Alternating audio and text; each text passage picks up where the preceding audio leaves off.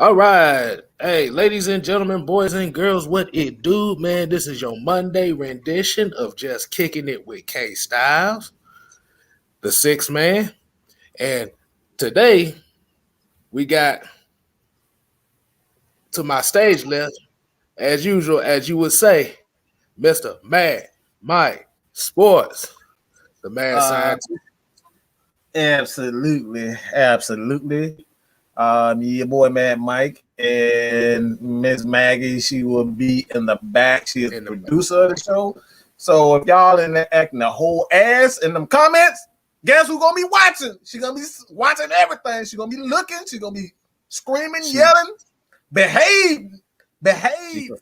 She's gonna have her eye on you. All right. That's how Mara be doing. She be like, Yeah, exactly. If you hear her head butt the screen, you can probably hear it through the screen. But okay. Anyway, like I said, hey Mike, everybody in the chat, how we doing this evening? Like he said, Miss Maggie T might pop up, she might not, but you know she's in the background looking at y'all asses. So before we go ahead and get started with our scheduled programming, hold on, let me make sure to put this out here. This is not, I repeat, this is not a Christian football channel. So if you hear some cussing, if you don't like it now, we just giving you fair warning. Up out of here. Yeah. But let's go ahead and get a couple shout outs going in. See the people have already done came in. We got Mr. Jerry Bowie in the building. We got Maurice Amy, Raymond Elder, my bad. I don't know why I said Elder, but Joseph Thornton, Millie Mills, Michael Walker, Mr. Lee the Third, The Nation, Devon, what's happening? Too Nice with Jay, Tev Sports and Gaming, YMOF Jamal and Robbie White. What is happening, people? I hope y'all day has been good so far. We appreciate y'all tuning in to us. Let us talk our shit. Yeah. Now, I want to go ahead and get this. I actually have two things that I want to talk about before we get to the main topic. Okay. Let me go ahead and get this out the way. Uh-oh. Everybody knows. Everybody's kind of got that face. If y'all don't know what I'm talking about, let me go ahead and put this picture up. Yes, Mr. Tim Tebow will potentially be back in the NFL by the end of the week as the new Jaguars tight end. Now, I don't know if y'all heard some of the former players, but they are pretty pissed about this because it's one of those cases where Tim Tebow is another privileged athlete that can do whatever the hell he wants, and they glorify him for everything he do. I like, bruh. Tell me how you really feel. Tell me how I really feel. I think this jackass is making a mockery of all this. For one thing, everybody forgot that he originally was a tight end before he got kicked out the league. He sucked at it. Absolute garbage. And then I hear Skip Bayless. And I told y'all Skip Bayless smoked crack or something because he literally told Shannon Sharp. He said Tim Tebow is a better blocker than Shannon Sharp would ever be. I said, no, motherfucker. Hey, I agree with the former players. I like, bruh, you are a mockery. You wasn't good at quarterback. Nobody wanted you as a quarterback. Then your ass retired to go play baseball because it was supposed to be your dream. Your ass couldn't get out the New York Mets T-ball team and retired. Oh man! And goddamn boy, Tim Tebow playing football again and giving you the call. Hey man. Hey, man. I'm about to say that shit God. makes me sick to my stomach. Hey man. Excuse me. What the heck is going on, man? That's that Tim Tebow out.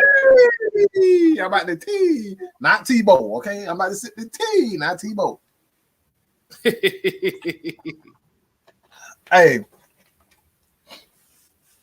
I'm gonna say this. I'm gonna say this, and this is probably a subject that's meant for the Mike and Maggie show. You know how we do it? We do it real, and we speak on topics that a lot of people are afraid to speak on. I'm gonna just say it like this, and excuse my French for it, but this is the epitome of what white privilege is about. This man is a failure. He's an absolute failure. Every sense of the damn word, he's a fucking failure. He's a failure. Why does he deserve another chance? He's failed.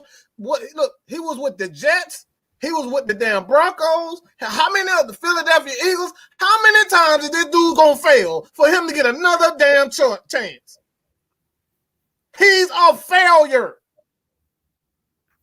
Over and over again, he fails. He's failed almost 5 times. Hey, Mike. Before you get to this catastrophe failure of a player, Dave said he agreed. But guess what? We got another person joining us tonight, and everybody. Oh God!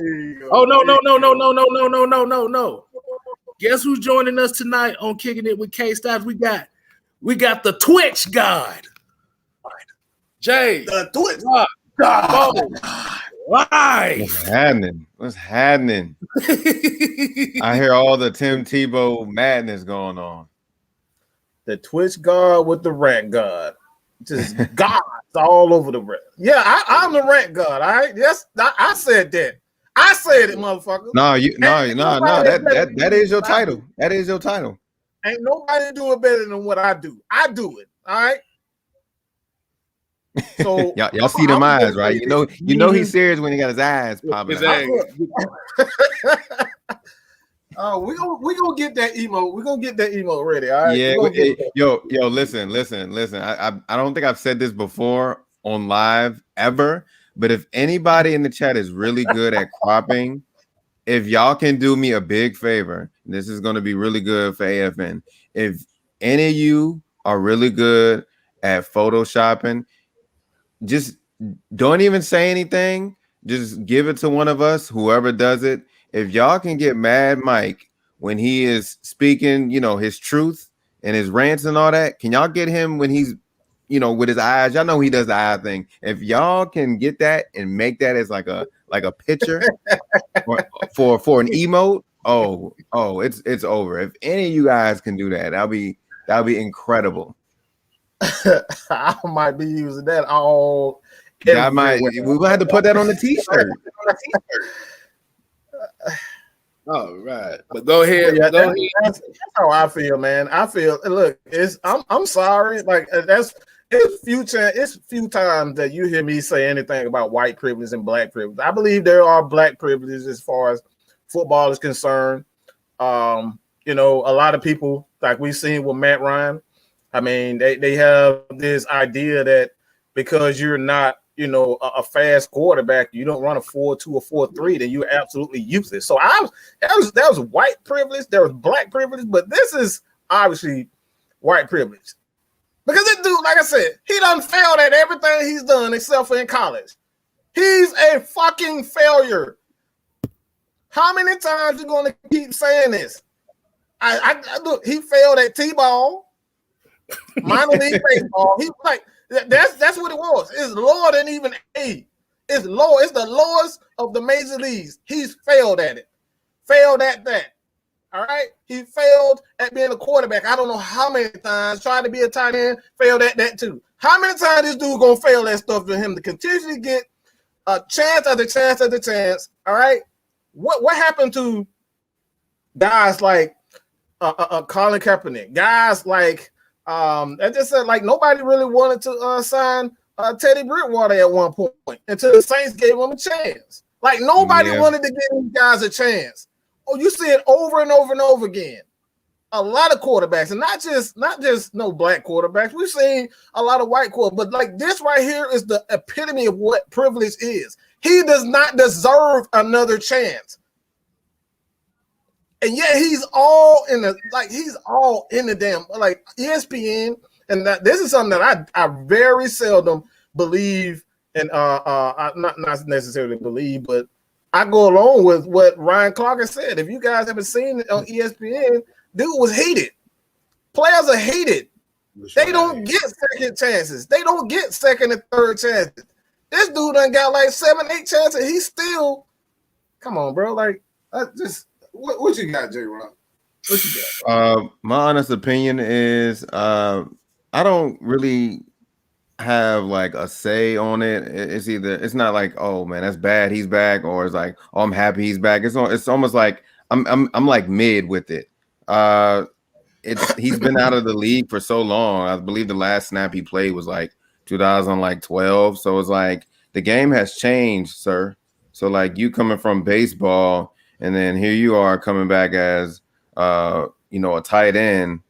The game has changed. Now I think it does help out a young rookie like Trevor Lawrence, especially.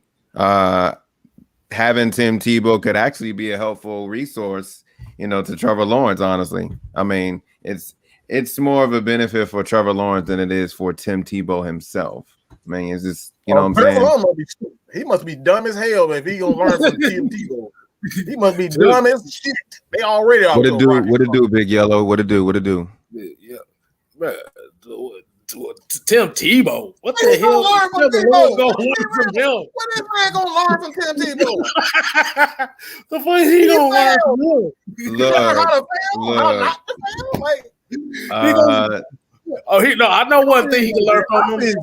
I feel you though. I feel you, bro. You right about that. He can learn the offense, but outside of learning the offense, was like he failed. Like he gonna learn how to fail, like how not to fail.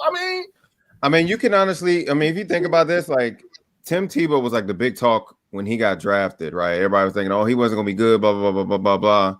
And then I think right now everybody's thinking the same thing for Trevor Lawrence, like, oh, he's just a pretty boy. He ain't gonna be that good. So I think bringing somebody like Tim Tebow kind of is like, hey, look, I've been there. I had doubts, so this kind of helps. But then also, what everybody's been saying, like they have 2 quarterbacks on the roster now, so they can do many things that can like benefit the Jaguars and how their offense is going to go. I don't know how Urban Meyer is going to work it out, but yeah, and that's another thing. Yeah, like what's going on with Minshew? Like, so we don't know what they could do, honestly. Bro, we already know what this is. They're going to use it tight. You got to remember, him and Urban Meyer they are friends in thick and through thin. So he going to use Tim Tebow at quarterback at one time and point. Remember, Tim Tebow won a game when he completed 1 pass. Remember that. He gonna let him throw a pass. You can believe that. Like I said, once he get hit by one of them linebackers trying to block, oh boy, he gonna go back to the SEC network and start commentating on games again. One thing that I just remembered. Does anybody remember what is that Jaguars quarterback? They've been doing some random stuff when it comes to quarterbacks and then like moving them in different positions. What is it? Is it Denard Robinson? Does anybody remember him? They did Denard Robinson. Oh man, yes. Oh god. So like they're known. Jaguars are known for doing like some crazy stuff. Like Denard played running back, he played receiver, and he was a quarterback. So I feel like that's how they're gonna plug in Tebow. They're gonna have him be all over the place. I don't know how good Trevor Lawrence's hands is. I don't know if he's gonna be in that type of position because he's only a rookie, but he only can do so much. But then again, they're not trying to go out there and kill him. You know what I'm saying? But Darkwiz Denard, I mean, not Darkwiz Denard, but damn, I forgot his damn name already. Denard Robinson. Denard Robinson. Yeah, he played like every dang position when he came out the league. Everybody was down him too. But you know, his career was pretty short. So all right, we're gonna get off of that because now I'm starting to get the 1-2 pass itis here, and I feel like this is about to become let's get some of these. Let's get some of these comments right here. I see a lot of people looking at Tebow. The Nation said he's basically a Taysom Hill project. At least Taysom Hill can occasionally throw the ball. Tebow can't throw shit. That's an insult to Taysom, man. That's an insult to Taysom. At least Taysom can run the ball. Tim Tebow, no. Only thing he can. Oh, goddamn, Mike. I guess Tim Tebow to kick Mike off the goddamn. only thing that Sunshine gonna learn from Tim Tebow is to kneel for abortion. That's the only thing he gonna teach him. Everybody forgot about that, so we're gonna leave that there. But yeah, Devon here said, yeah, he could have made the position switch to tight end years ago if he wasn't so prideful in trying to prove that he could play quarterback. He would have been in the league. Yeah, because they tried to move him to tight end. What was it? The third year he was in after that. What do you call it? The miracle year that they went to the playoffs, where on average he completed 3 passes a game. Yeah, but like I said, he didn't want to do it. I mean, New England tried it with him as far as moving him to tight end, but he couldn't do it. So that's why he really retired. But I want to go ahead and get off this Tim Tebow mess here. This, like I said, I'm starting to get a little depressed. But since that Tebow plays better in the fourth for some reason. Hold on. Don't want to jump, but Escape won that verse. The fourth what? The fourth quarter. He said the fourth quarter. Man, what? He completes 1 pass in the fourth quarter. 1. Bro, they was winning game. Bro, they won a game 3-0. Or was it 6-3? You talking about in the playoff game that they had? No, he was just talking about, I guess Tebow time was supposed to be the fourth quarter thing. I like, dude literally won. They literally won a game 6-3, and he completed 2 passes. So hold on, let's just get off. Let's get off of Tim Tebow. Hey man, that's a whole look. That's a whole nother show right there alone. All right, I want to get a little tidbit here out of here. J-Rock, I don't know if you know, and Mike, you don't know. I actually did some homework this weekend. Oh gosh, I know where it's going. Okay, I did some homework this weekend, and I put myself through. Let's just say I've tortured myself this weekend. And I bet y'all probably wondering what I'm talking about. I actually went ahead and rewatched the whole Super Bowl 51. Only reason why I did it was we had a comment on the show we did Friday that intrigued me enough to do it.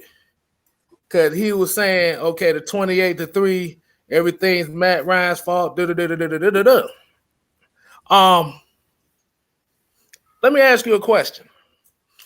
What do you think is the conversion percentage for 3rd and longs, which are 10 plus yards? What do you think the average? And I'm asking both of y'all. What do you think is the average conversion rate for 3rd and longs? I would say below 20, below 30%, somewhere in between that average. Right. What do you think, J-Rock? I would say probably 40%.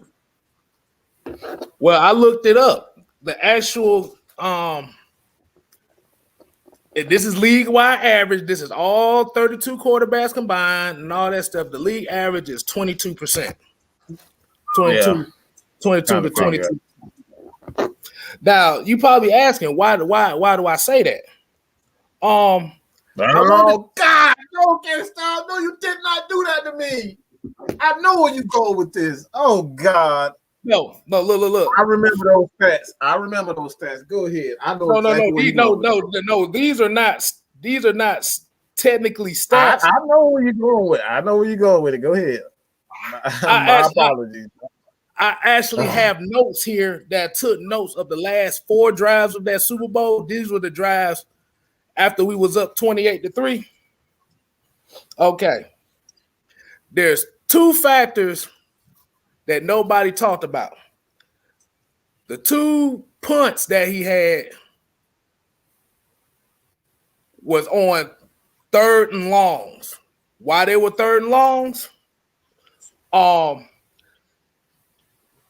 The first drive, holding call after 2nd and 1, holding call, pushed it back to 3rd and 11, got sacked. That's one thing. Second one, I'm gonna put this right. The second one, let me go ahead and put this video up. I know everybody gonna be looking like, what am I about to put up right quick? This ain't a long segment. Hold on. This is what happened on 2nd and long. Did you see the whiff block? Yeah. That seems to be running everybody's in the back of their mind right now. That play right there, that missed block. Okay, so that happened in 1.5 seconds, right? Yep. You want to know why? You know why he wasn't looking that way towards? I actually found a picture to show you what he was looking at. Hold on. Uh-oh. Look at that. Right where his drop back. Look who was going to be open. Wow. Who is that? That's Sanu. Sanu was going to be wide open on the damn post route. So he needed that split second, and that was going to the house. And this is who is circled in green right now, right? Yeah, that's who's circled in green. Yeah, I actually did a breakdown on that. I actually did a breakdown on this very same play. And if you need another angle, here's another angle. Look at the arrow. Wow. Nothing. Yeah, that makes sense because if this is Julio Jones that's coming across here, that's what they had their eyes on. They triple Julio. But what I'm saying is these are like, remember, Mike, we always say the small, intricate details. The reason why I say this, we remember the small, intricate details. Okay. The catch that Julio Jones had, the greatest catch in Super Bowl history. Mm-hmm. You want to know what happened after those next 3 plays? Yeah. Run for -1 yard. Matt Ryan got sacked for -12 yards. Got a holding call for another 10 yards and left him with a 3rd and 35. Got knocked out of field goal range because of the holding call. But that's what we're saying. Small, intricate details, which is discipline, getting key stops, getting turnovers. And we're not even gonna talk about the botch. I want Julian Edelman to catch the ball botch. We leave that one on there. This is where I plays a huge part in being a running back, is because you have to understand this is a passing play. Even if you don't get out, all right, even if you don't have the opportunity to get out and be a hot read, you cannot let that guy go untouched to your quarterback. You got to give up your body in that position. Fold up like Warwick Dunn used to do, where he used to turn his body to the side and just make sure, even if he eats that block, even if he gets knocked the hell over, you cannot let him get past you. And this is where toughness is concerned. Devontae Freeman did not like to get hit. He liked to hit people, but he did not like to get hit. And these are the small, intricate details of football where they think you. If a running back coach would have saw you not give up your body in order to protect your quarterback, guess what? Because you giving up, you protecting your quarterback from that, it gives Julio Jones or Muhammad Sanu, who was wide open, an opportunity to make a play. Take yourself out of that play and make sure either, he get the block, you get the block, he doesn't have an opportunity, then you go back out. Then you go back out to the route if you got time to even do that.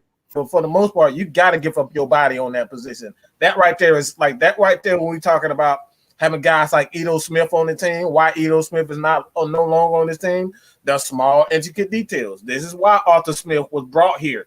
He was here to clean up a lot of dirty crap that we weren't good at. We weren't good at a lot of small, intricate details. Right. And like I said, I think they said that was Aldrick Robinson. Whoever the hell receiver that was, that might have been. But at the end of the day, like I said, even if you would have chipped, it would have gave him enough time. But then there's another thing that I looked at too. New England had 3 drives of 10+ plays for over 3 to 4 minutes. You know why they did it? Because they repeat that last part. Repeat that last part. 10 play on average of 10 plays. On average, between 3 to 5 minutes per drive. That was 3 drives that they had that they scored on. Because what they did differently was they let James White catch the ball out the backfield. They adjusted to what the defense was doing, and the defense went to prevent cover 3, Suki Hana, Amber Rose slut walk defense. That's where it originated at right there. Well, I'll tell Stone Decatur this. There was actually a report out that they was talking to Matt LaFleur, and he said that in Kyle Shanahan's system, they do not allow quarterbacks to make audibles. They do not allow. Correct. Well, correct. His offense doesn't. He specifically designs his plays where it's only a couple of options. Like what I mean by that is in a shotgun formation, there's only 1 or 2 things you can do. You either go for a hot read, that's going to be a slant, out, an in, or you're going to throw it to the back, or it's going to be a draw up the middle. And it's pretty, basic. You can't, out of a shotgun formation, you can't just, I'm an audible to an I formation. You can't do that. You can't do that. Right. So he just specifically designed and called plays where he's going to have his play ran regardless of what anybody. And that's the reason why he fails like right now, even in San Francisco, because he designs his plays where he's going to get his play called. And it's easy to adjust to that type of play calling. Because you know what's going to be there. All you have to have a smart defense who knows this, a veteran defense who knows this, a veteran offensive coordinator, defense coordinator who knows this, and he can attack that. And that's what Bill Belichick did. He attacked that. Mm-hmm. So yeah, I think they started to figure out a game plan, like you said. Like I really don't think it was anything on the defense getting tired. I know a lot of people has been saying that for years now. Oh, like the defense was tired, this and that. No, we got figured out. We kept sticking with the same, defensive scheme. We just got figured out like real easy. They picked it up quick. And you see why. I mean, of course, they're down. They're down, the 28-3 that everybody's been talking about. So, of course, they had to keep passing the ball. They wasn't going to keep running it down our throat. They was going to keep passing it. So, eventually, they just caught on. I mean, I don't think the defense got tired at all because – they were still fighting. It was just they were making better plays than we were on defense. So that's all I got to say about that. And one more thing about that Devontae Freeman block, and I looked closely. You know why he missed the block? Because he was looking to the other side of the formation. Oh, yeah. He was looking to the other side. And when he snapped it, he was like, "Oh shit! Oh my bad." But IQ that goes into it. You got to be a smart back to play in a Kyle Shanahan or even Arthur Smith. These guys don't play about pass protection. You got to be smart. Right. So at the end of the day, like you said, You got plays.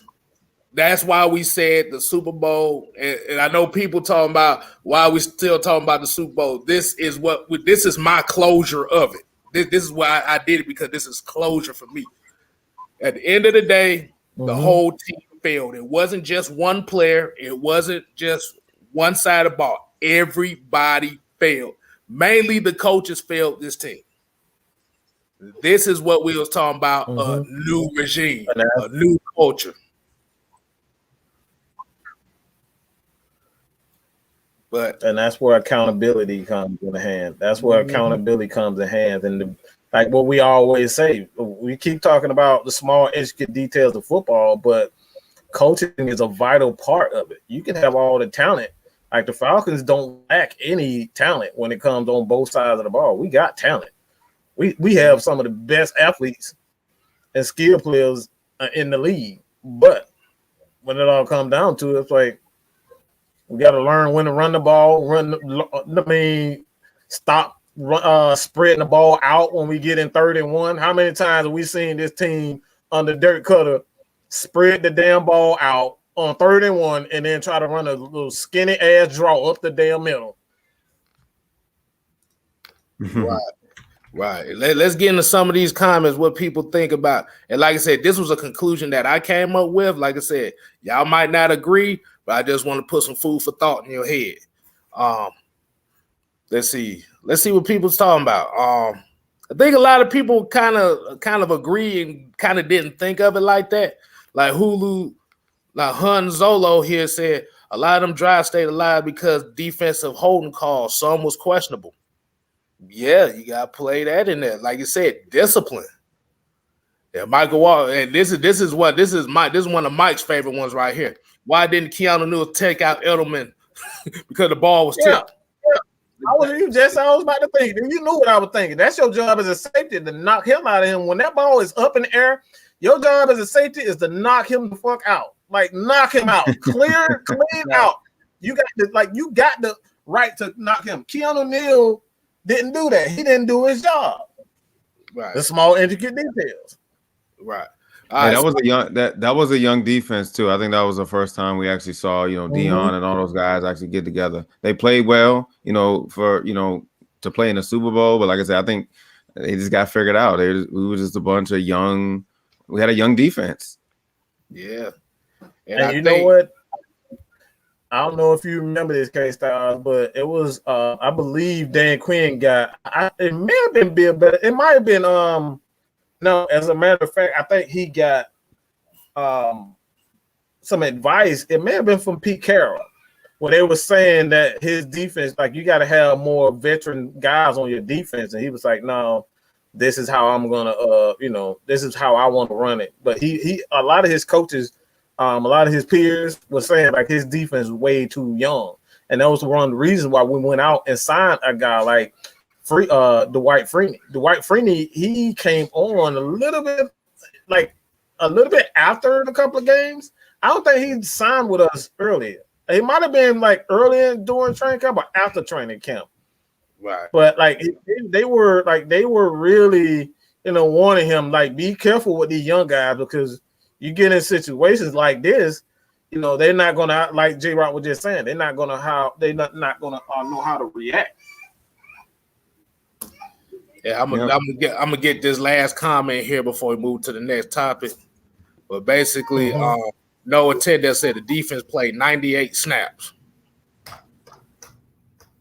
Yeah, that was on the biggest. Like I said, that's the biggest stage of them all. Them, like I said, they're rookies. We did well throughout the playoffs. To us getting there, but they're going against a vet, and eventually you keep running the same stuff, he's going to pick you apart. So, I don't really got too much to say about that. But all right, so now we got the Super Bowl 51 closure out the way. For me, I can rest easy now. I see what it was. Let's go and get to the next topic. And I want J Rock to hit this topic first. Which Falcon player do you think has the most to prove this upcoming season? That have the most to prove? Yeah, the most to prove.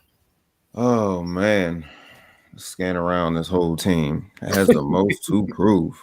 Most to prove. It could be somebody that might be fighting for a job. You know, like you said, it just because you have to remember Dante Fowler. I think it's Dante Fowler. The reason why I say Dante Fowler, for us to pay him that much money and for him to do so little, yeah, there wasn't no off seasons or preseasons or nothing like that, so he didn't really get no, reps in or whatever. But for us to pay you that much money, you got to do more than stopping the run. I mean, he did well stopping the run, and also he has to stay healthy too because he was constantly off and on each and every other game. Like, we wondering, is Dante Fowler playing? What's going on with him? Most of his clips this season is coming from run stops, not really pass rushing. It's run stops. So I really think he has the most to prove. And I think he will do a lot better in this Dean Pease defense. That I have a lot of hope in that. If not, then he gonna have to go. But I think he honestly has the most to prove after a season like that. That's not how you start off debuting for Atlanta. Like, come on. Your season with Atlanta and you debuting like that and you playing real shitty. Oh, man, I like that. I think a lot of people in the chat kind of agree with you. Like I said, I see a lot of Dante Fowlers up here. I see a couple Calvin Ridleys. I see Marlon Davidson. And I would say Fred Moore, like you said, is not going to go away until we win one. But at the end of the day, hey, we still got time. But I'm about to say, Mike, what you got on that? Who do you think has the most to prove this season with this new coaching staff? They going to hate me when I say this. They going to hate me when I say this. Go ahead. I don't give a damn if they hate me or not. They hate me anyway, so it don't matter. I look, Mr. Calvin Ridley got a lot to prove to me. I'm tired of his ass running backwards. Okay? You gonna get paid $100. I'm not paying $120 million for a motherfucker to run backwards. Okay? I'm not doing it. If I'm gonna pay you well over $100 million, I want to see you fight for a first down. I want to see you go up for a ball and not look at safeties. I want to see you block. I want to see you catch a screen. Okay, and I want to see this. I'm tired of seeing Calvin Ridley actually get a damn end around and he heading out of bounds. He looking for the first exit out of bounds. He looking for the first clearance to go out of bounds. All right, so when it all comes down to it, I know everybody loves Calvin Ridley, and I love Calvin Ridley too. The guy can run a route like he's probably one of the best route runners in the league. All right, bar none. All right, Julio, and a couple of other receivers. All right, Stephon. What's the dude for the receiver for the Bills? Whatever his name is, but Stephon Diggs. He's one of those guys who can run routes well. Justin Jefferson, again, one of those guys. Jared Judy. These guys are very good at running routes. But if I'm going to pay this guy well over $120 million, I don't want to see your ass running out of bounds. I don't want to see it. So he got something to prove.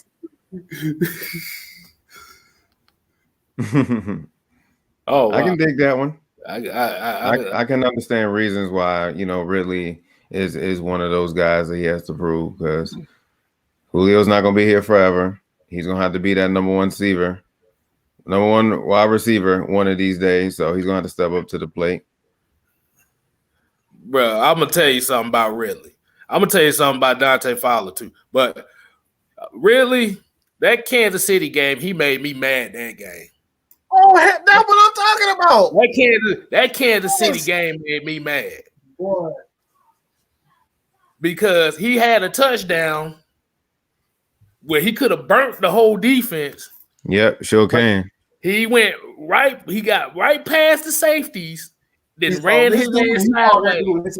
Oh shit! Oh god damn it! They coming! That's what he said. He ran his ass sideways and brought all four goddamn defensive backs back in play. I said Calvin. I think I remember after that game, I said Calvin. Nah, it was the Tampa Bay game. The last 2 games of the season, I said Calvin really got exposed.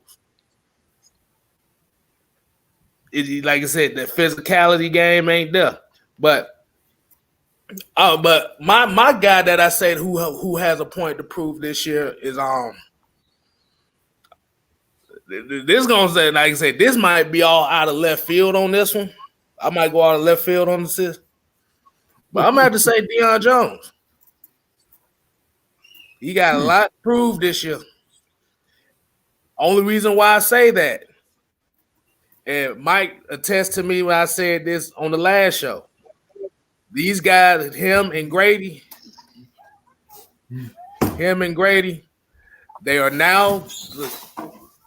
God damn it! Hold on. I had to get my thoughts together. Wait a minute. Well, yeah, him and Grady. That's my nephew going crazy again. But yeah, Grady and Deion Jones are now the captains of this defense. They're going to have to hold everybody else accountable. They are now the supposed alphas of this defense. They've been here long enough.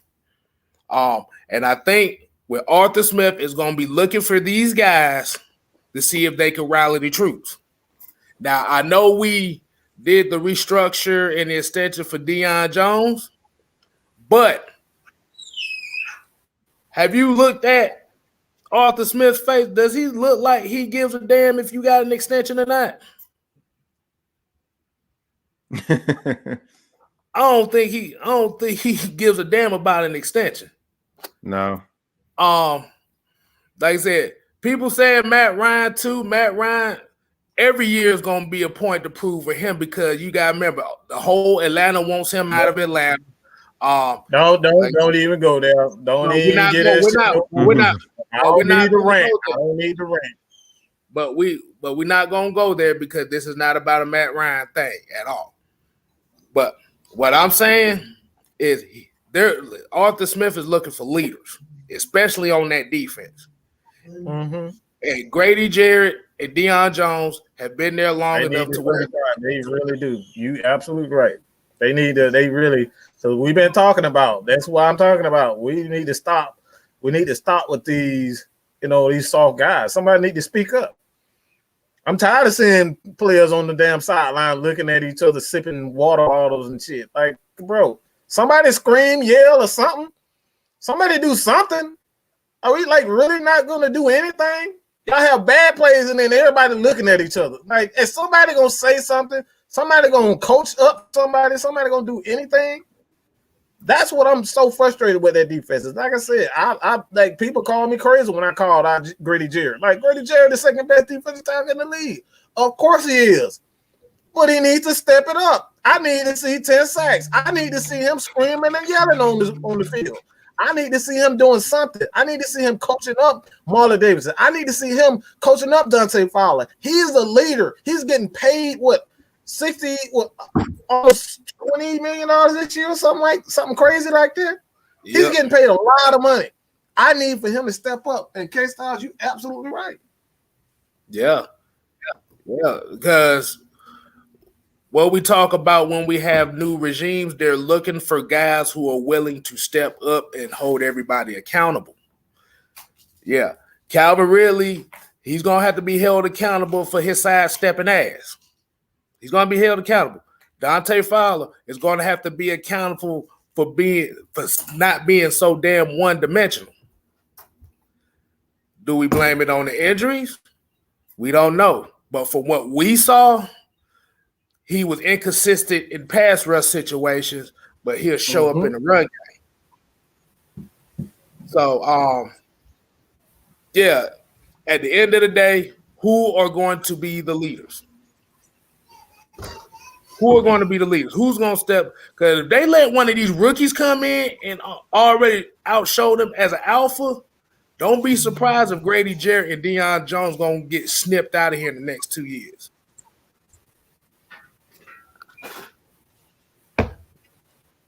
I've always stated that this guy, Arthur Smith, looks like a damn psycho. He looks like a damn psycho. So he does not look like he's one of those guys who's going to take any bull crap. Just based on his interviews and like the stupid questions, like this dude look like he about to backhand somebody just for asking a dumb question. He looks that crazy. So I don't think it's out of the question whether or not we're going to see Grady Jarrett. You know what I'm saying? Grady Jarrett or Debo. Like, they both can be gone if they don't live up to his qualities and his standards. Exactly. I'm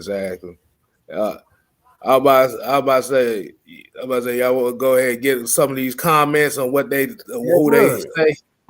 They said Grady ain't going nowhere. I don't know. Like Mike said, the most sacks he didn't had in the whole season was about 6.5 to 7.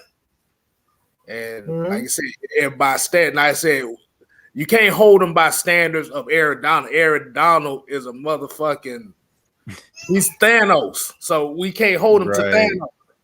But when you're talking about as far as getting those sack numbers and finishing plays, is kind of one area that he lacks to. Like I said, he'll have games where he'll get a couple sacks here and there. He'll have a couple games where he'll get 2 sacks. He'll get about a couple tackles for losses. But then he'll have those games too where he'll show up, but he don't finish. Do you honestly think that depends on who the defensive coordinator is and how they align certain? Because sometimes Aaron Donald's not always like in the middle; he's on the edge too. Do you think it's like a defensive scheme that sets up Aaron Donald to be successful? Is the reason why he has so many sacks as a D tackle? That and his quick step, his first step is just nasty though. He got a yes and no. Do you see how crazy Arthur? Does that look like a guy that's insane? Look, he looks like he's trying to force a smile. He look crazy as hell. You can't tell me that man don't look crazy. Well, I don't know if y'all seen Black Dynamite, but he kind of got that smile when she was like, like for the smiles and winks and stuff. And he winked. She said, "Where's the smile?" He was like, "I am smiling." That's basically what Arthur Smith looked like. Exactly. It's all about like he was saying about not Arthur Smith, but Aaron Donald. Aaron Donald, it's a yes and no.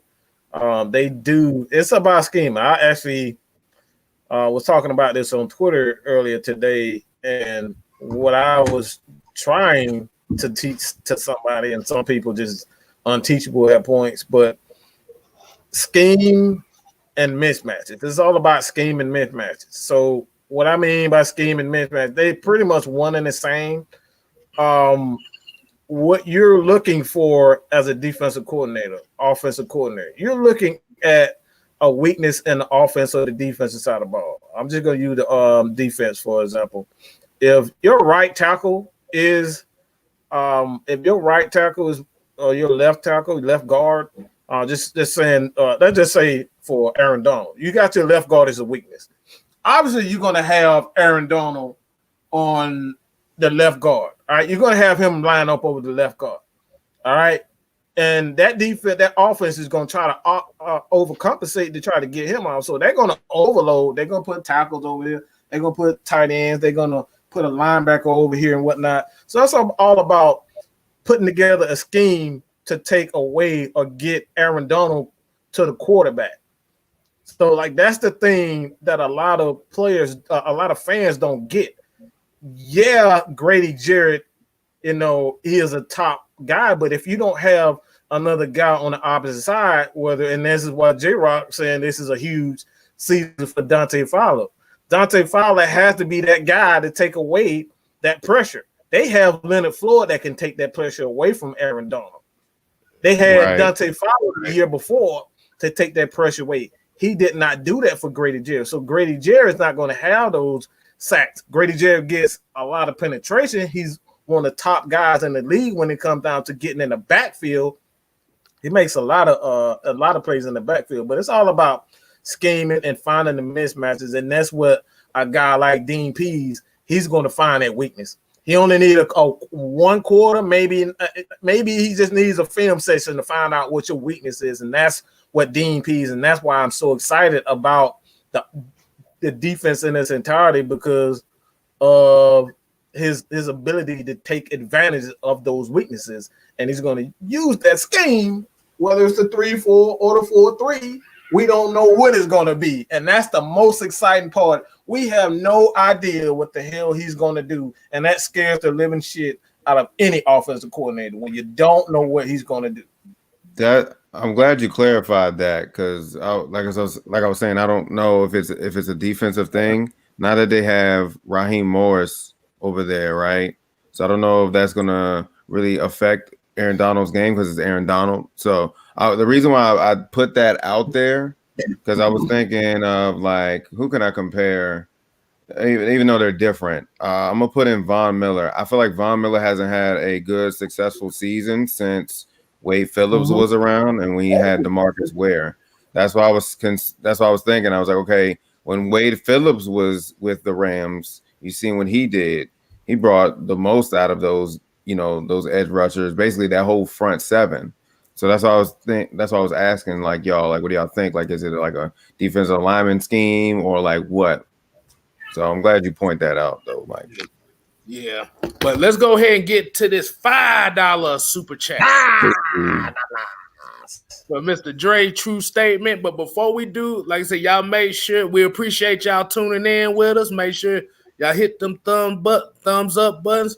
If you ain't subscribed to Mad Mike Sports, Atlanta Falcon Nation, or Just Kstylz, you make sure y'all hit that thing before we done with the show and afterwards. But the Twitch guy, go to the Twitch guy. And go to the Twitch guy, J-Rock for life, and also Atlanta Falcon Nation has a Discord, which my man here is in charge. Yes, sir. Yep, I'm in charge. So, hey, look, I say it a bunch of times. Discord is free. Our Discord is free to join.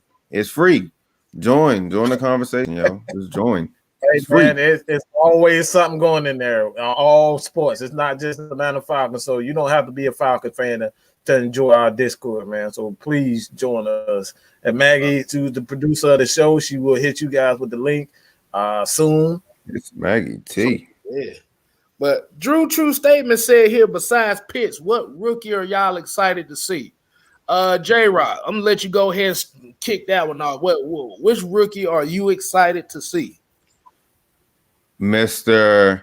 If you don't want your quarterback to get hit or none of that nonsense, pick me or draft me. That man Mayfield. I'm curious to see how he's going to do. We need, like, we've been preaching about that the whole season. We need some attitude on that offensive line. We need a savage. I'm sorry. I know everybody was saying, oh, we should get Penei Sewell. Okay, that's cool, but I'm okay with getting somebody that's confident like that. I mean, he didn't have to say that, you know what I'm saying? That's probably his personality. That's just probably just him, like, hey, look, like, this is what I was doing up in Michigan. If you don't want your quarterback getting hit, just draft me. So definitely Mayfield, whatever he is, he's a left guard, left tackle, whatever. Put him anywhere. Exactly. All right, Mike, what you say about that one? Which rookie are you excited to see besides Kyle?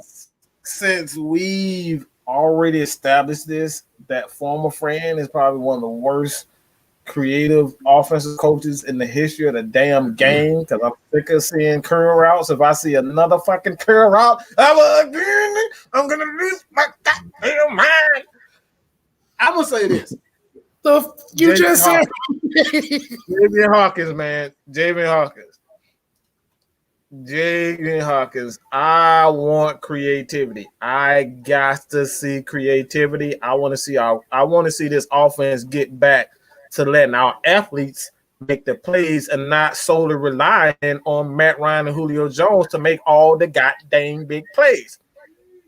How many Tyler times? Lee, I see you in the my fault, Mike. Tyler Lee, I see you in the comments. I'm gonna drop it in the chat. Give me a second. But Go ahead. That's something that we always state. Creativity. This is what makes the Chiefs so damn explosive.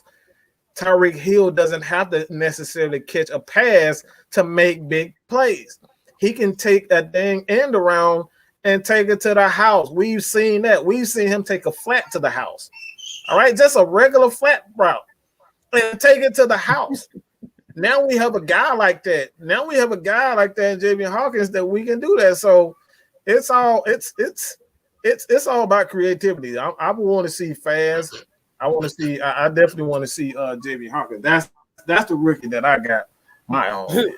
Anime said you got issues, bro. That's what I was laughing at. Too. But yo, those are good. I'm about to say, you know what? And I forgot to say this the last time. But I'm about to say Javen Hawkins, he kind of reminds me of Ward Dunn. Not like I said, he might be more dynamic than Ward Dunn, but as far as size and kind of being that fearless guy that knows how to take care of himself inside the tackle, he reminds me of Ward Dunn. You know who I'm gonna say.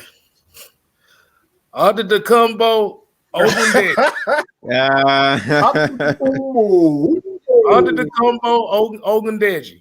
That like I said, he's one of those that I'm excited to see. Reason why? He's gonna be playing behind fucking Dante Fowler. So this dude got long arms. Y'all talk about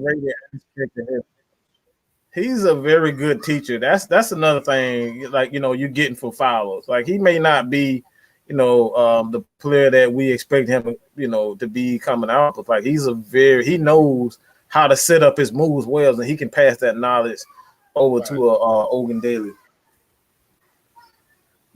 Yeah, but the thing about it, and remember what you said about Greg Rousseau about that length of them long arms. Y'all thought Kyle Pitts had some long arms. This motherfucker is Stretch Armstrong. Arms on top of arms. So by looking at him at Notre Dame, like I say, he's one of those guys, and this is what I always say about certain players. You gotta have those players that are willing to do the dirty work. This is what helps the cleanup guys get sacks. Like I said, and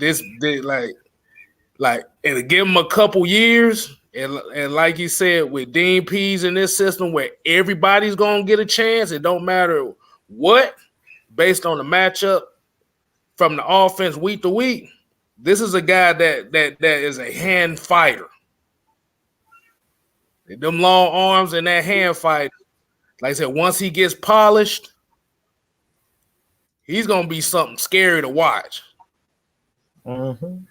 Plus, he got Ogun in his name. Everybody know Ogun is the god of war. Ogun. That's how I knew you was going. Oh man! Out of why? That's what you're talking about. Oh yeah. He reminds me of Ogunleye, yeah. Yes, I know. Ogunleye, he reminds me of him. And a lot of people might not know Ogunleye because he didn't really play I know. I ain't saying you didn't know. I'm talking about the people watching. But they don't know. Yeah, they don't know. Yeah.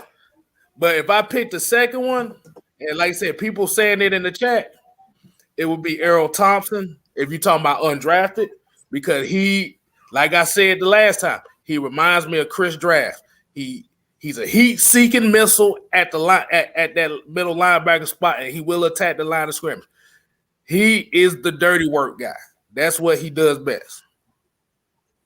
And like I said, if you put him at middle, if you playing a 3-4 and you put him at middle linebacker next to Deion Jones, he's one of those guys that will help free Deion Jones up to run around sideline to sideline.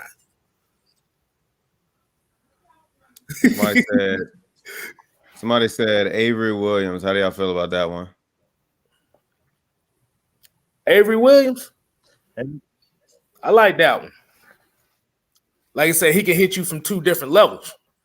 And like I said, I know Darren Hall's kind of like the more, he might be more expected to be the like a future starter as far as compared to Avery Williams. But you know what they say about those guys like Avery Williams, like the guys that are kind of like special team type of guys. And this is what I say about Frank Darby too. These are kind of guys that are spark plug guys on special teams. You need those too. Yeah. Avery Williams is he could be a damn good gunner. Yeah. I feel like Hall is going to be, I think that's probably going to be the most physical corner that we're going to have on this roster. That's how I honestly feel. Like watching his tape, even though they only show like a little bit of it, but I feel like him, like just alone, like out of all the corners that we have on the roster, I think he's going to be like the most physical. Like the tall guy. Shoot, I think the only issue with him is honestly he has issues with big receivers. That's the only major thing I would take. But he's physical, you know what I'm saying? I can't take nothing away from that. But and we got big receivers in this division, so he gonna have to get right. You know what I'm saying? Right. But plus they not going if they know he's not good against big receivers, they not gonna put him in a situation where he got to go against big receivers. Exactly. Dre True Statement said, "Oh, goon, a goon." And Millie Mills said, "Ed Hartwell." Nah, Ed Hartwell was on the Paul Warlow side of the game. Boy, without Ray Lewis, boy, Ed Hartwell was like, who is you?" So old and beat down. Like we gave that man so much money. Exactly. But that's what everybody got theirs. You got Jalen Mayfield up here. We got Javen Hawkins down here, and I got Ogun. So let's see. Let's go ahead and get to this final topic that we got here. I see a lot of people talking about they're excited for special teams. And when's the last time you heard that everybody's excited for special teams? I don't even know. I don't even know. I can't even tell you. Oh my goodness, boy. And Tony Wright said, Taquan Graham. That's somebody to watch out for. Like I said, everybody's going to get an opportunity to get some type of snaps. This ain't the last regime. This ain't the former friend regime where the Smithers regime where you only got playing time because you was friends with somebody. No, everybody's gonna get an opportunity. Like I said, that's how you build a team. Because usually your superstars may not be the big name guys. It may be one of those undrafted free agents. It may be one of those late round picks. And that's the biggest difference between a winning team and a losing team. But let's go and get to this last one right here. Arthur Smith determined running back roles for Quadri Olesen and company. Did y'all hear what he said? He said that Quadri Olesen and Mike Davis is going to be our power backs. And he said Cordero Patterson and Javen Hawkins are going to be our speed backs.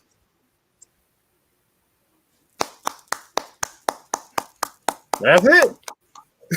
That's it. So my prediction you mean to tell me that we done hold off on Quadre for so many years? Because it's almost like, well, he is going to have fresh legs now. So you tell me we've been hiding him for like the longest time, and we're actually about to use him after what, 2 or 3 seasons? Yeah. I'm happy for him though, because I'm tired of seeing him, every game throughout this whole. Y'all, I talk about it all the time. The Falcons Instagram, I see Quadre suited up, getting ready to go on the plane. I'm like, what you going on the plane for? I understand you supporting the team, but what's the point? What's the bags for? You actually about to go out there and play? For once in like 3 years? Come on, man, cut it out. He was But no, I'm happy for him though. He was the equipment manager. Man, somebody got some explaining to do. Oh my goodness. So what'd you think about that news, Mike? That they're actually trying to establish roles for these guys, because I know a lot of people in the media, once again, is saying we don't have a Derrick Henry. We don't need a Derrick Henry. They have shown in this league you have to have multiple back systems. You have to have at least 2 or 3 backs that you can rotate it out. Because if you look at Dallas and you look how they running Ezekiel Elliott to the ground, you look at Carolina, they running Christian McCaffrey to the ground. These are 2 high usage backs. Now, Derrick Henry may be big as hell, but eventually he gonna start winding down here real soon. So, what do you think about that, Mike? I'll say this. I once heard from a friend say the reason why Quadri Oldison wasn't getting playing time is because he didn't understand passing concepts. And then when you see him in the game, he was pretty good as far as the passing concept, picking up blitzes and stuff like that. So it became a question to me that this motherfucker just didn't like Quad. He just didn't want to play him. Period. Point blank. What is it, Kate? Hold on. Repeat that one more time. What did former friend just say about Quadri Oldison? Former friend. All right, and they play. Everybody besides me. I'm probably the only person that actually goes through their press conferences and listen to what they say. All right, this guy said verbatim, the reason why Quadri Oldison wasn't receiving any playing time all year is because he didn't understand passing concept, pass protection concepts. And when we got in the game, when he did get time to play, he did fairly well. So it became clear to me that he only wanted a guy like Ito Smith. He only likes backs that are small, because those guys are better suited for his whack-ass draw, his whack-ass die play that he runs up and down the damn field. Don't matter what down it is. Don't matter what goddamn yard it is. He'll run the same 2 damn plays over and over and over again. That was the reason why. Why do I say that?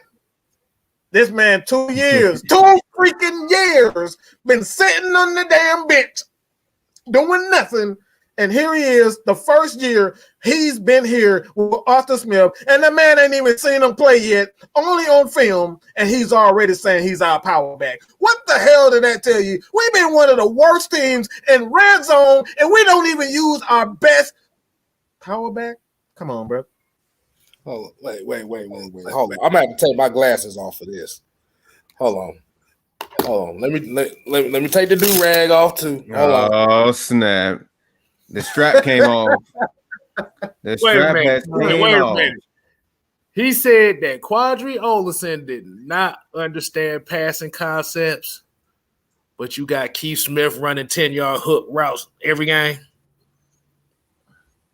You got Keith Smith on 3rd and 1 situations. Hey, man, if anybody can go back and, if you can screenshot that to me, I'll have to go through all last year's press conferences. But this man said, I think it was earlier during the year, that the reason why it's like we're going to see more Quadri Oldison on this game because the running game is not doing it. And he was like, no, I'm not sure about that. I mean, you could clearly say he just did not like any running back outside of Ito Smith. He didn't like Gurley. He told a lie about Gurley, that Gurley's going to be used in the passing game. I think he maybe caught 13 passes on the year, some crazy number like that. So he lied about that. The dude just, if I ever see this dude, man, just pray for me. Pray that I don't go to jail. Okay? Pray that I don't go to jail. And Ultra Shadow 97, that's pretty much what Mike just said. Hold on, I just had it. Here you go. Yeah, that's why he said, that's why he just said it. He never got a chance was because basically Dirk Cutter or Farmer Friend basically ousted him out the rotation. Because, be honest with you, if we didn't have Todd Gurley, and I've seen this up and close, Allison was the best back we had. Oh, clearly. He was the best back. Because before Todd Gurley got there, remember, Quadri Olison led this team in touchdowns, rushing touchdowns. Very effective again. He was very effective. Hold on. We got James Baker with the money. And $9.99. He says, I've been feeling like Quadri has been underutilized for the entire duration of his career. He has power and quickness to work the zone one cut back. Yes. And people realize, like, at 230 pounds, this dude can run. He can run. Got a question for everybody. It's for everybody that's here right now. What's that? For the past 2-3 years that he hasn't been used in this offense, how do you think he honestly feels? Like he's been with us for this long, and then now he's getting the time and the respect that he needed, the motivation and all that. Like, how do you think he honestly feels now? Do you think he feels pretty bummed? Like, hey, like I've been that guy. Like, you know what I'm saying? Like that does a lot to a player for not playing them for that long. You know what I'm saying? Like mentally, like what do you think is honestly going through his head? Put yourself in his shoes. Like, what do you honestly think? This is for anybody. Okay, so what I say is, right now that he has been, that they have now determined that he's going to have a role in this offense. Oh, he hungry now. He's ready to show the world what he can do. Mm-hmm. Like I said, 2 years ago, we seen what this guy can do. In goal line situations, you wasn't finna stop him one-on-one. We seen that. Mm-hmm. He can pass block. He need a little bit more work, but that comes with experience. But he can pass block. But the fact that former friend did not use this guy, it pissed him off. But he knew one of these days he was going to try to get a shot. And I'm happy for him, man. I'm like, it's about damn time. Hashtag about damn time. Yeah. Because, like Mike said, we are tired of running draws and ISOs all day. You got a back that can do that. You trying to run ISOs with Ito Smith and Keith Smith? The fuck wrong with you? Ito Smith by 12 pounds total against the damn. And like that,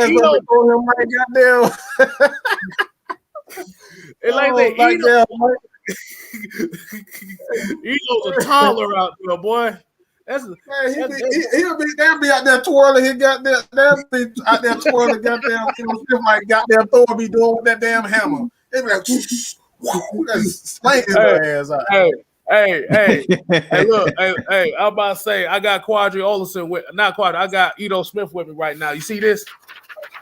That's Ito Smith right there. Hey, but that's it, man. I think we always talk about this the small intricate details of football, and that's one of the reasons why we were so damn terrible last year, because I don't know why he decided he wanted to do that, but it's like it's 31 and you bring in the smallest back you have on the damn team. Like you bring the smallest guy. You have not only Keith Smith, who's a bigger back, you don't run fullback draws with him. That puzzled me also. Why the hell you even got a fullback if you're not going to use the motherfucker? All right. Then you got Quadri Olison, who is he's a huge guy. And he's not only huge, the dude has breakaway speed. So again, I don't understand it. He fits your scheme perfectly. But the thing is with Dirk, former Fran Cutter, all right, and I shouldn't even be saying his name, but The dude just wants to pass the ball 50 times a game, and that's what wrong. There's absolutely no creativity with this offense, but I think Quadri Otis is going to be a secret weapon. I really believe, my heart of hearts, that when he saw that running back, he fell in love with Quadri Otis because Quadri Otis has a lot of the qualities that he may not be as fast as Derrick Henry, he may not be as strong. But when I look at those guys and how they use him, he can use him the exact same way that he used Derrick Henry. And I love it. Yeah. I know people saying that Quadri Olsen kind of on that TJ Duckett side. Nah, I don't really see a TJ Duckett in him. I think he better than TJ Duckett, to be honest with you, because TJ didn't really have the breakaway speed like that. Two different type of backs to me. Two different type of backs. Yeah. If I compare him to somebody, that's a good damn question. If I compare him to somebody, I say he's kind of like a Joe Mixon type running back. He big as hell, but he got that when you need it. But you're not finna tackle him with one arm. I'll tell you that much. Oh no. No. You could backhand damn Edo Smith and he going back 5 yards.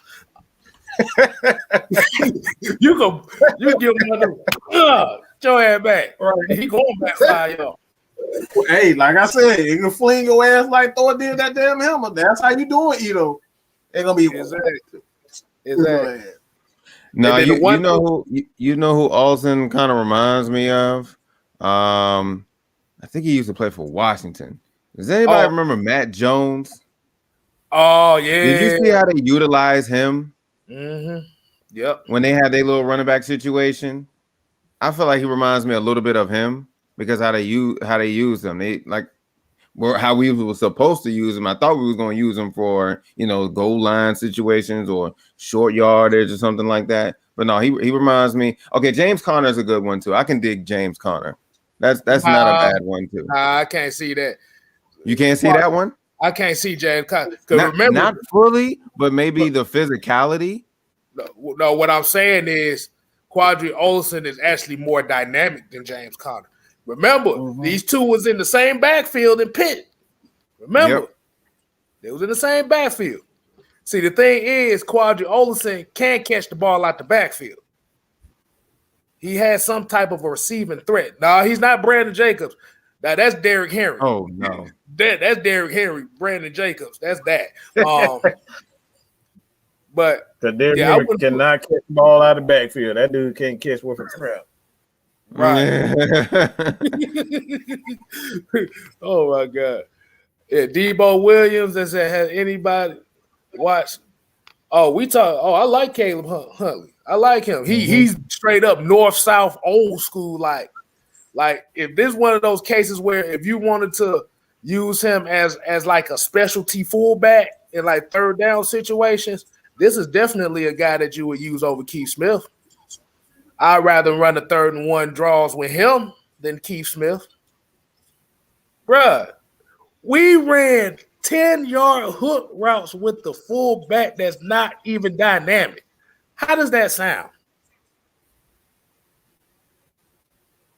I mean, did they like what the hell? Like, did they really? I just want to know how they was looking at Dirk Cutter when he designed these plays in the order. Like, are you really gonna do it? Like, he really calling this shit? Like, you really gonna do this?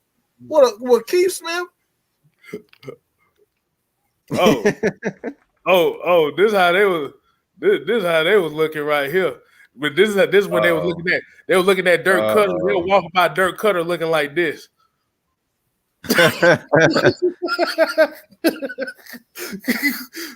What the fuck wrong with you?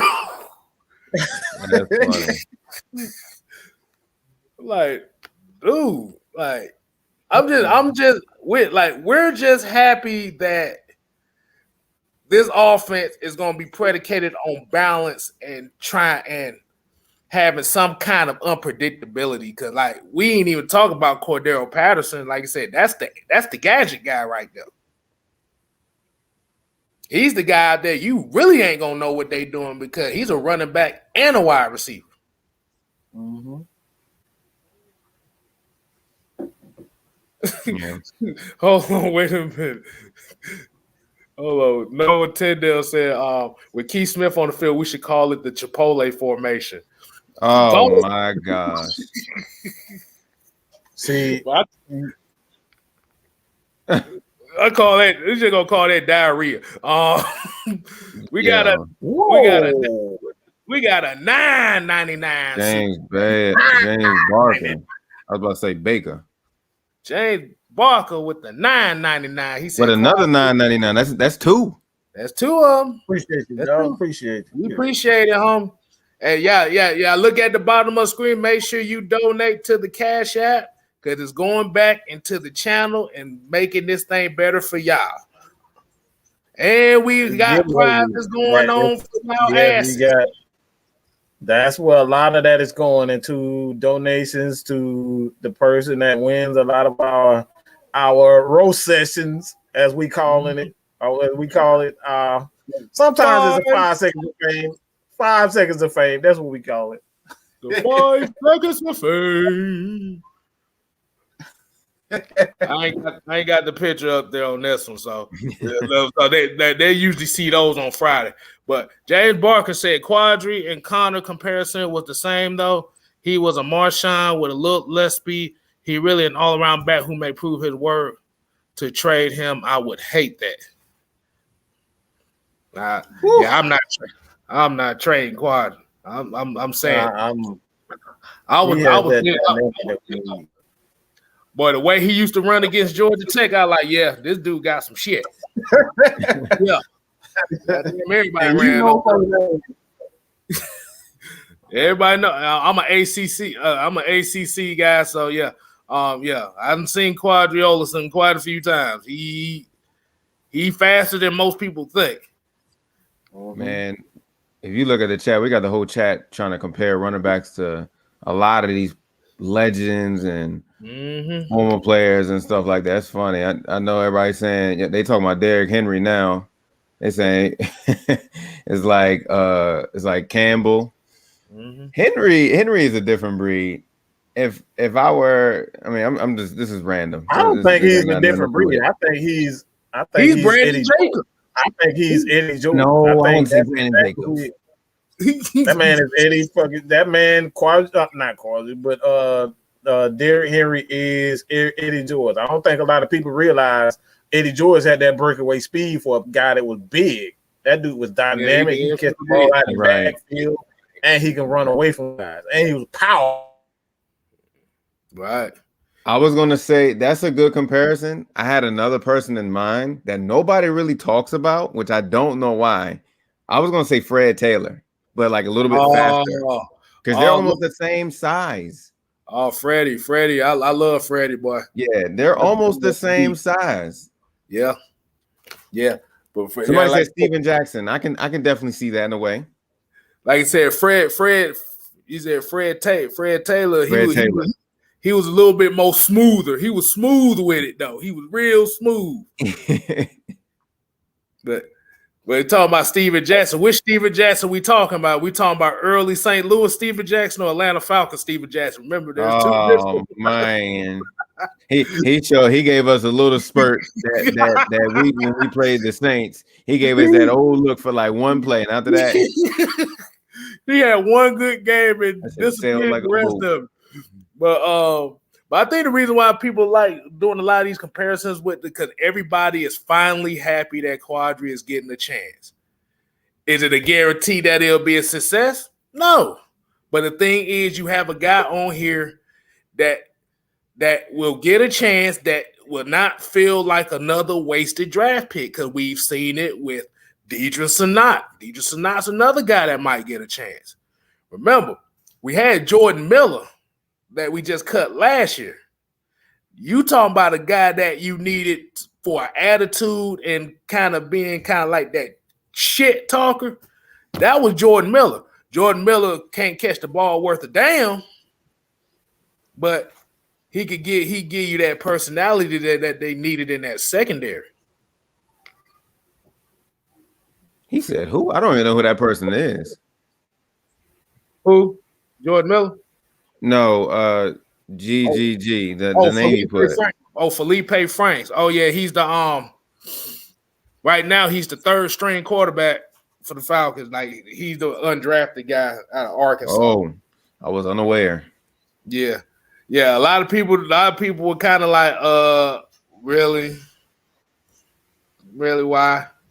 But he's kind of like he's a big body guy. He's like 6'7", damn near 240. So he's a big dude. Like he's not gonna have the 4.4 speed that everybody wants. But that's definitely what you would call kind of like a developmental quarterback. He got some ability, but it's not consistent. Question. I think this for everybody in the chat also. Do you guys think that speed has just become just way too involved in the process of actually scouting players? Like just speed. Like everybody sees speed and just say, "Oh, that guy fast. Let's draft him in the first round." Do you think like speed has become way overrated? Kstylz? I want to start that off. We're talking about the 40 time, or we're talking about just speed. Just because everybody see that, okay, this guy runs a 4.2. Let's draft him in the first round, or let's draft him in the second round because he's fast. You know, even if the guy can't catch with the crap. You know what I'm saying? They don't look at other aspects of his game and they just see he runs a 4.2 and say, okay, speed. You know what I'm saying? Like speed has become just way overrated or exaggerated. I think so. I think if you're talking about looking at the 40 time as far as how they evaluate players, looking at the 40 time, that's one of the most overrated. I'm gonna repeat this: one of the most overrated fucking drills in the combine. Why? Because you train to run that fast. Now, you got guys that have game speed that are naturally fast. See, people don't realize the 40 time speed and football speed is different. Mm-hmm. Because you could run a 4.2 40. Like I said, we look at John Ross, for example, John Ross III. Once you get to the NFL, it's not just about speed anymore. It's all about angles. And if you got guys that's been in the game a while that know how to process angles like that, they can negate your speed quickly like that. Mm-hmm. I'll give you an example. And this is why the Raiders sucked for so long. Because Al Davis was one of those motherfuckers that was basing all his draft picks on speed alone. Darius Hayward. John Madden too. They all in that whole mix. Yes. So the 40 time, like speed is good, but it has to translate to the field. It has to translate to play. Mm-hmm. Like I said, John Ross fast as hell. He got the fastest 40 time in NFL history. He can't stay on the field. He can't run routes. And then you have a guy like let me use an example here. Anquan Bolden, who ran a 4.8 40 at wide receiver. But guess what? He had the technique and he knew how to use what he had. And he had breakaway speed in game. Mm-hmm. You're not going to always find a Tyreek Hill out here. Like I said, a Tyreek Hill, like I said, those guys, you're like, especially guys that are fast like that and can produce, you're not going to really find too many. Taylor Mays. Ooh, that man brought up Taylor Mays. Taylor Mays was another one. He was fast and he was big and he was fast, but he couldn't play safety worth a damn. That's why he didn't last long. I got another name for you guys. If you guys remember in 2014 draft, the Pittsburgh Steelers took a bite on Dre Archer. Now he was only good for returns, and he was a running back, but he was 5'8". He was only so fragile. So you pop him, it's a wrap. What's another one? They used to play for Denver. What is it? Something Trey Holiday or something like that? Y'all remember him? Trenton Holiday. Trenton Holiday. The one that got blew up by Pat McAfee. Reggie Bush. Reggie Bush was another. We almost got his soul taken from his body. Yeah, from what's my man name? The cornerback, I think. Sheldon Brown lit that ass a whole new. Yeah. Boy, he went to dating the Kardashian after that hit. He was like, nah, but I need a backup. Man, I felt him, man. He tried to get up and try to take a walk, and then he started to crawl. Man, let me tell you what song that popped up in my mind. Jill Scott. Let's take a long walk. Around the park.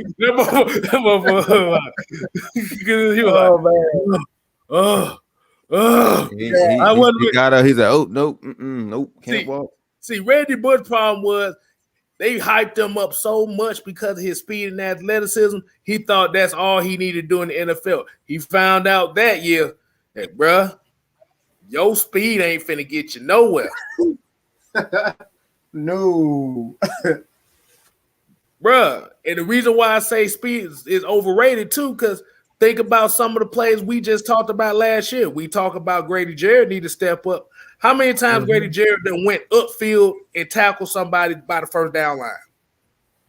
Yeah, you're right. You're absolutely right. Ooh, Deshaun Jackson, when everybody kind of, figured him out for the most part, like his career started going down. He was still fast, but like he couldn't run routes.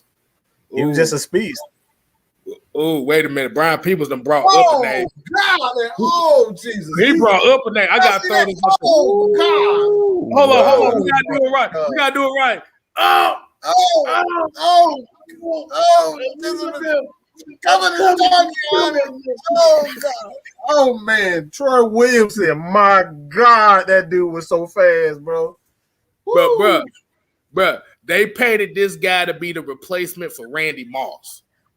Yes. Oh my God. I forgot about that name.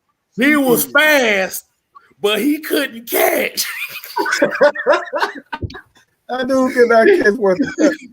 That man said Tim Bianca Batuka. I ain't heard that name in so long. Oh my God. Tim Bianca Batuka. And I still remember that name. Oh my goodness, boy. And then, like I said, J-Rob brought up Dree Archer. I'm like, y'all sure y'all want to go down that route? All about that name. He fast, but he's one of those paperweights. You don't need a paperweight. What was the running back? Ooh, damn, a lot of damn Arkansas, number 5. Darren McFadden. Oh no, you talking about Darren McFadden and Felix Jones. Felix Jones, yeah, those two were so fast. Like, and again, they couldn't. I mean, he had a couple of good years. I'll give him that. But like a lot of those guys were just fast, man. Yeah, and like I said, a lot. And I saw somebody brought up Daryl Green and stuff like that. Those are guys that were successful. We're talking about guys that were fast and failed. We're going down that route. Fast and failed. Yes. Oh, bro, let me see. Who's another one that was like that? Oh my God. I'm sorry. This is probably the wrong time to even say this, but Kstylz, guess who made their return back to Raw? Who? Jinder Mahal.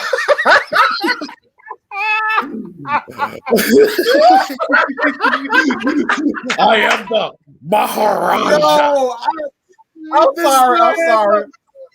Yo, I'm sorry. I'm just scrolling.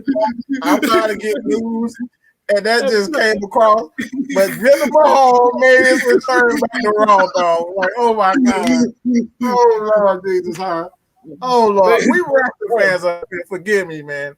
But they bought Braille back.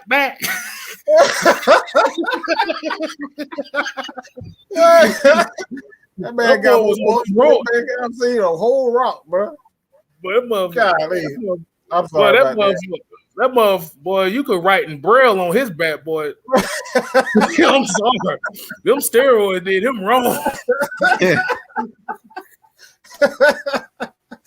Oh man. Oh god. Crazy. Oh my god. Braille back. Oh, Braille back. That was Braille back. Yeah. And the funny thing is, he got 3 people with him. He got 2 other guys with him, so it's almost like a 3-man band, bro. He brought the 2 midgets back with him too. Yes, they got 2. Yes, I apologize. The 2 crash test dummies. Yeah. Oh Lord, they got the crash test dummies back, boy. Them the real paperweights. They just brought those 2 in there just for people to throw them around. Oh my god. I apologize. Falcons fan. We apologize, but yeah. Hey, is another one. Oh man. But that lets you know that wrestling, like I said, we still working on that wrestling channel too. So hey, yes, sir. We still got that coming up. So, like I said, if y'all want the wrestling channel, let us know. Mm-hmm. Let us know if y'all want that, and we can talk about the stuff that. Let us know what your favorite wrestling moment was, your favorite wrestling stuff. We can make a show about that. Oh, I got stories for y'all ass. Y'all ain't ready. Oh, okay. Ooh, boy.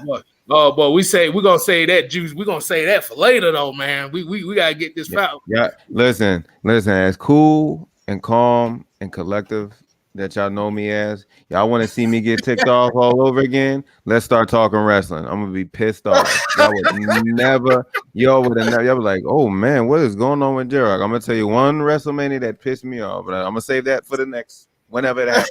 Boy, you done already intrigued us. Go ahead. No. I'm not about to do it. Nope. I want to end this off on a good note. I ain't gonna get mad all over again. I ain't gonna do it. I'm gonna just save it for whenever that show happens. Only thing I know. That man got Jeremy Fadden, Peyton Hillis, and Felix Jones. Darrell Green. Brandon Levy brought out Kevin White. That's another one of those. Wow. Ooh, your mom figures. Like, bruh. Hey, we saying, man, the combine is good, but at the same time, the tape don't lie. Mm-hmm. Hey, J-Rock. Wow, he paying finish it. He paying $5 to finish it. No one said he paying $5 for you to finish the story. Hey, before you finish the story, I'm gonna just let y'all know. If y'all are Hulk Hogan fans, we enemies because I can't stand his overrated ass. Oh man. You said who? Say that again, my bad. No, you talking about who I said over? I said Hulk Hogan is one of the most overrated motherfuckers I ever seen in the ring. I'd rather watch the Fabulous Moolah get thrown off a stage than watch him run. You know what? Dang, it's like that. I agree that. Yeah, I'm not a Hulk Hogan fan. I can't stand him.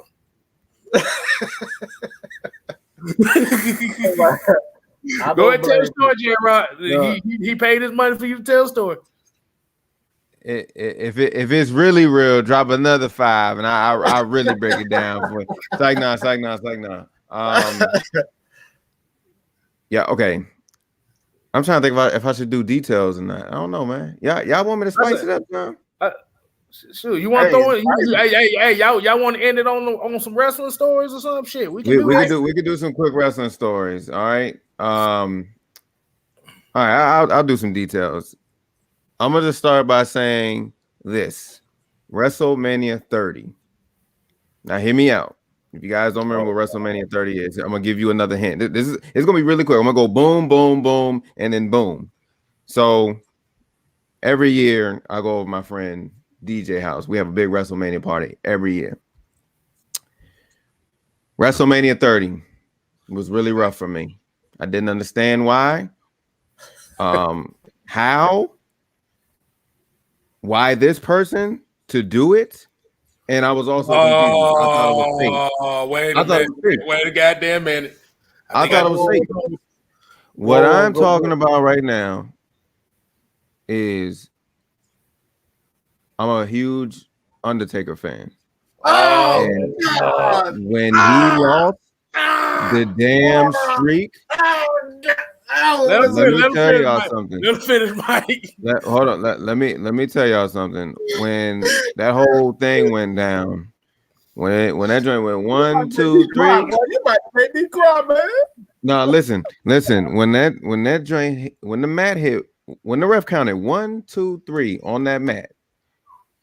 Not only I was just like that dude that was in that crowd, but I want to say the whole room. Of course, everybody that was there in New Orleans. Everybody in the room at the house got real quiet. I did one of these. I stood up. I was like, this is a joke, right? So I sat there and watched the whole segment, and Brock Lesnar smiling over there, and you did it. I'm like, did he just really lose to a part-timer? Like whose idea was this? And then it finally settled in my mind, like, okay, he's walking out like he really did lose. They popped the 1 on the Titanatron. Guess what I did?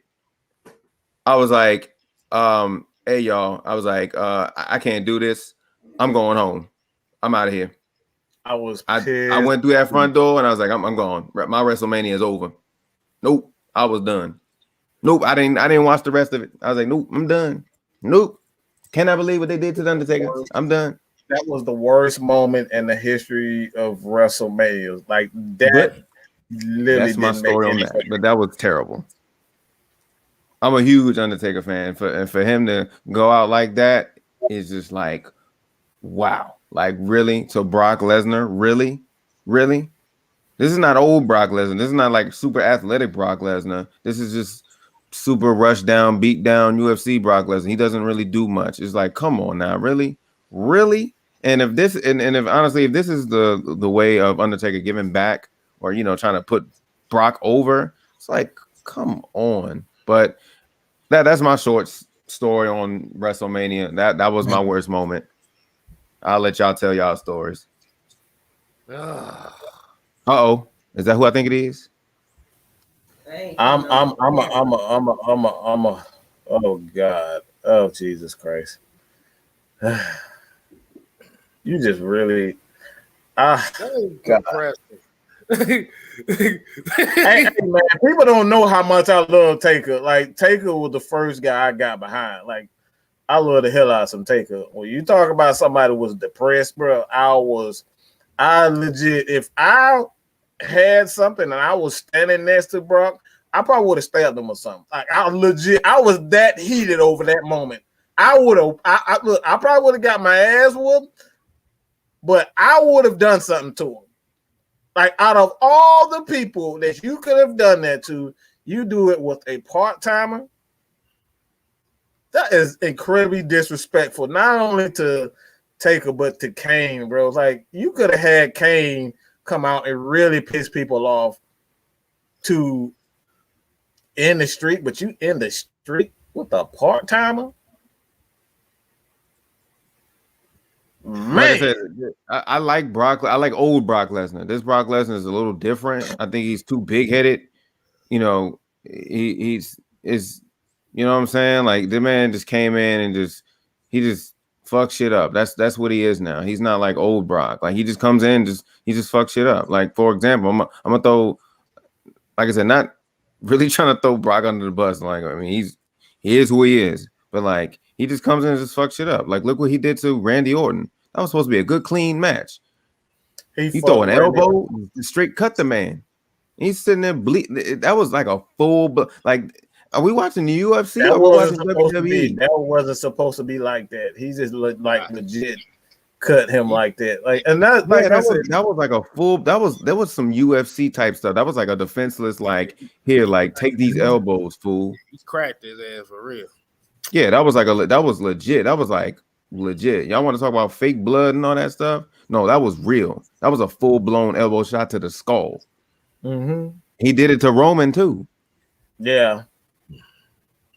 Oh boy, I gotta wrestle. Oh my God. Cause a lot like I didn't start off with WWF. I started off in WCW. I mean, we from Atlanta, so anybody from Atlanta who really understand that, you understand we started with WCW first. I had two things that pissed me off about WCW. The first thing was how they ended Goldberg Street. That was some bullshit. How the fuck you gonna have this good ass wrestling match and have Scott Hall come out here? You have Bam Bam Bigelow come out here talking shit, and he got Scott Hall gonna tase him with a stun gun, and he's doing this in the ring. Yeah, come on. I was like, bro, what's the fun? And another thing, and WCW did this one. This was wrong. This was another thing they did wrong. Their gimmicks were terrible. Glacier was the worst gimmick I've ever seen in my life. Bro, oh my God, no, Jesus. Glacier was the worst gimmick ever. They went through a point where they was trying to recreate Mortal Kombat characters for wrestling. And another thing they did was they had a Prince ripoff. And I'm talking about legit Prince ripoff. But for real, the thing that killed WCW is when David Arquette won the WCW title. I said, nope, this is it. That was it for me.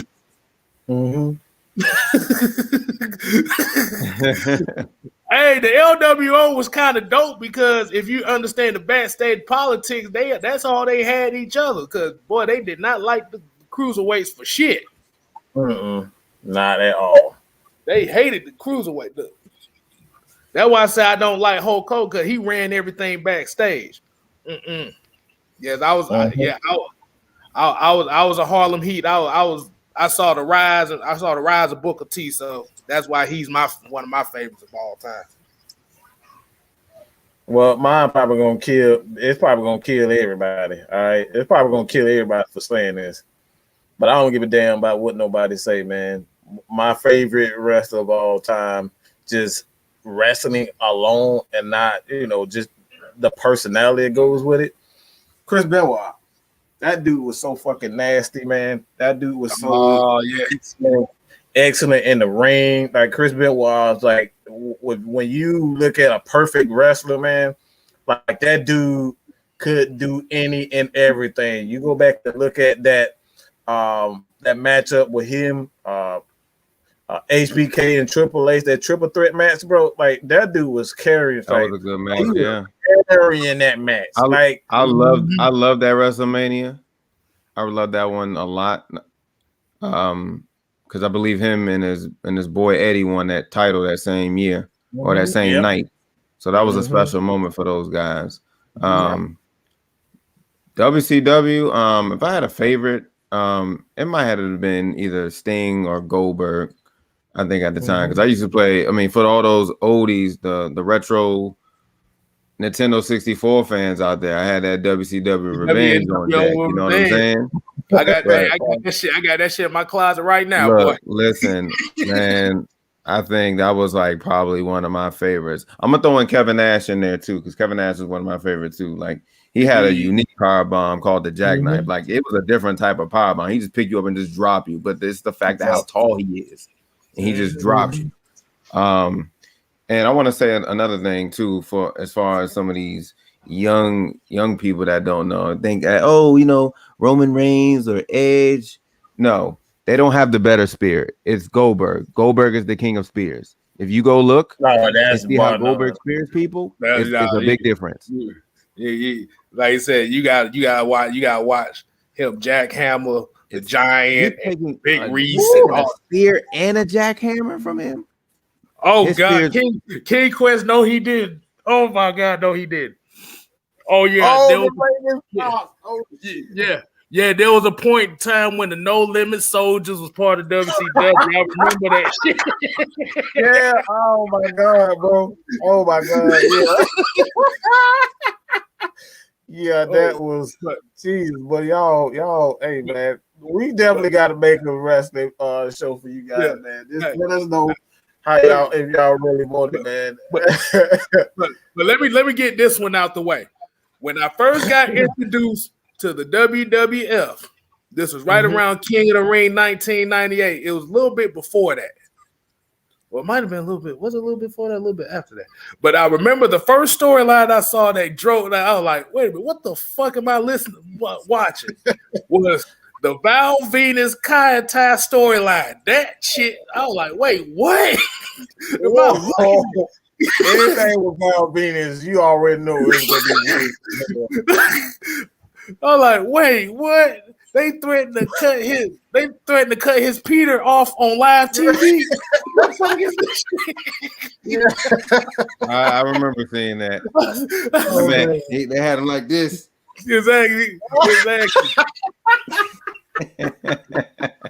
Yo, like they about to do a whole ritual on the man. So fucking funny.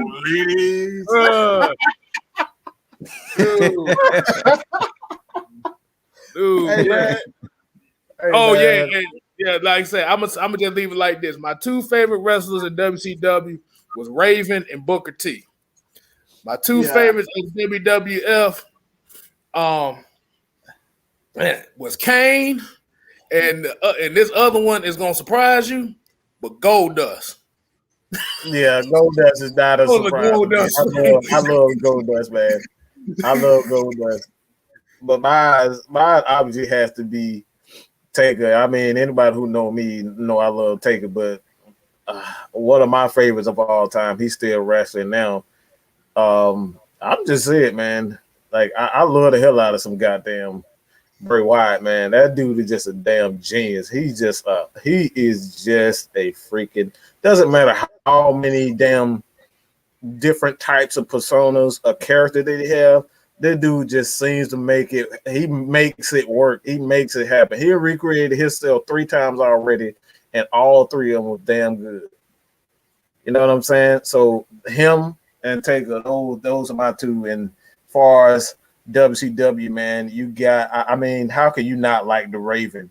Quote the Raven, bro. Like, come on, Raven. Raven back in the day was the ish, bro. Like Raven, he was the ish, Flock man. was it, though.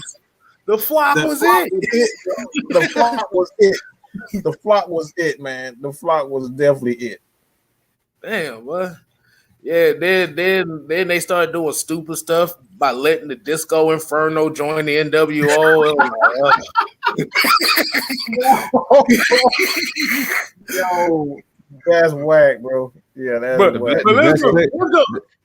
The best click to me in that time frame, I want to say it was probably the Wolfpack.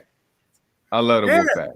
Yeah, the Wolfpack was good until Disco Inferno became part of the Wolfpack. but let's go ahead and wind the show down, man. Like I said, we just did a little slick little promo for Possible Wrestling Channel at the end. Tune in for that. Exactly. But like I said, we appreciate everybody tuning in tonight. Like I said, y'all make sure y'all subscribe to Mad Mike Sports, AFN, Just Kstylz. I am on the road to 1,000. I'm now at 739 away from 1,000. We take it one day at a time. I appreciate everybody. And if you're on Twitch, you hit that man right there. Mr. J Rock for life. Got daily gaming for you.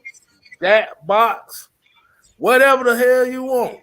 Whatever y'all want. Whatever y'all want to see, I got it. We can try to make it work. Exactly. But at the end of the day, Atlanta Falcon Nation is not just us. It is y'all that watch the show and y'all that leave comments and y'all that interact with us. We appreciate everything.